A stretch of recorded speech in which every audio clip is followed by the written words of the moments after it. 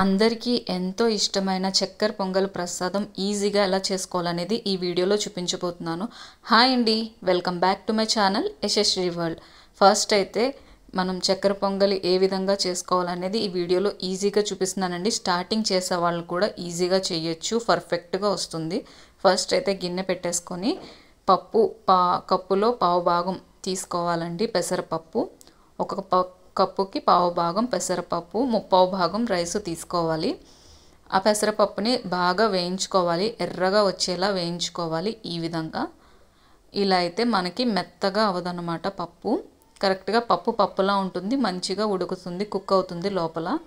Rice వచ్చేసి ముప్పావు భాగం తీసుకోవాలి. 3 కప్పుల వరకు నీళ్లు పడతాయండి రైస్కి. నేను 2.5 కప్పు వేసాను కదా, తర్వాత అయితే 1/2 కప్పు యాడ్ చేశాను. మనకి ఈ విధంగా లోపలంతా కుక్ అయ్యేటట్టు వాటర్ లేకుండా ఇలా కుక్ అవ్వాలి. ఇలా కుక్ అయ్యేంత వరకు మనం ఉడికించుకోవాలి. చూసారు కదా, పప్పులా ఉంటుంది కానీ మెదిపితే స్మాష్ అవుతుంది. అలా ఉండాలి మనకి. అలా ఉంటే మనకి పొడిలాడుతూ వస్తుందన్నమాట. రైస్ చల్లారేలోపు ఒక గిన్నెలో నెయ్యి వేసుకొని కొబ్బరి ముక్కలు వేయించుకోవాలి. 1/2 కప్పు కొబ్బరి ముక్కలు అయితే తీసుకున్నాను. పావు కప్పు వరకు అయితే సరిపోతుంది. కొబ్బరి ముక్కలు వేయించిన కొబ్బరి ముక్కల వల్ల చాలా రుచి వస్తుందండి నెయ్యిలో వేయిస్తే.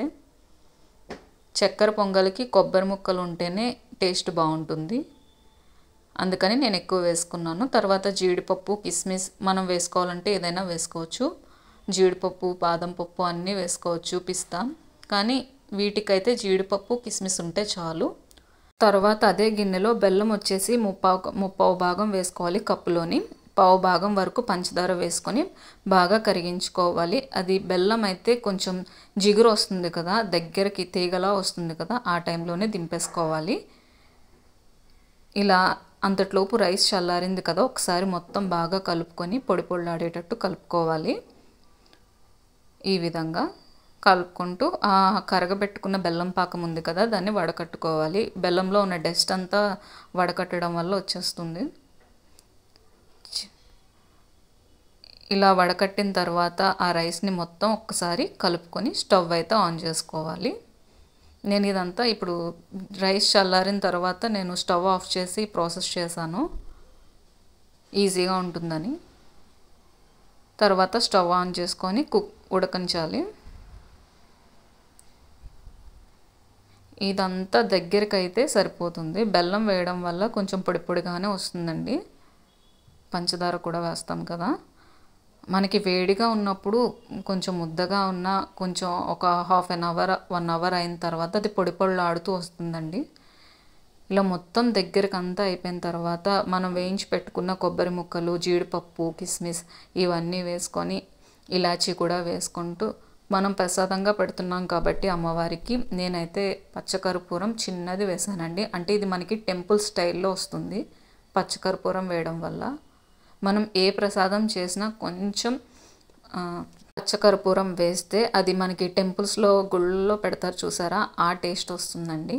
లాస్ట్లో కొంచెం ఆవు నెయ్యి వేసుకుంటూ 1 స్పూన్ వరకు వేసుకున్నాను. వేసుకొని బాగా కలుపుకోవాలి. చక్కెర పొంగలికి ముఖ్యంగా ఉండవలసింది నెయ్యి అండి. ఆ నెయ్యి ఫ్లేవర్ తెలియాలి తింటూ ఉంటే, అప్పుడు పొంగలి టేస్ట్ అయితే సూపర్గా ఉంటుంది. ఇప్పుడు వేడిగా ఉండడం వల్ల ఇలా మీకు ముద్దగా ఉంది. కొంచెం చల్లారితే పొడిలాడుతూ వస్తుందండి. ఇదంతా ఒక గిన్నెలోకి అయితే తీసి పెట్టేసుకొని కొంచెం నెయ్యి వేసుకుంటే చాలా బాగుంటుందండి, చాలా టేస్టీగా కూడా ఉంటుంది.